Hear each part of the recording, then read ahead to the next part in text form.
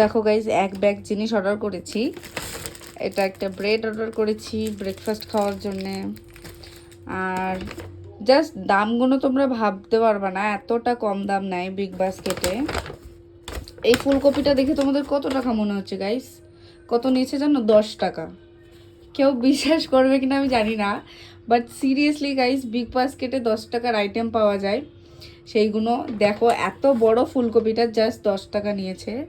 তারপরে আরও আছে, এখানে দেখাচ্ছি তোমাদেরকে। এই বেগুনগুলো নিয়েছে এখানে আই থিঙ্ক 500 গ্রাম বা 500 গ্রামই না, 250 গ্রাম মতো বেগুন আছে। 12 টাকা নিয়েছে। নেক্সট আছে এই পালং শাকটা, দেখো পাতা শুধু, এটাও নিয়েছে 10 টাকা, এক প্যাকেট, দেখতে পাচ্ছ।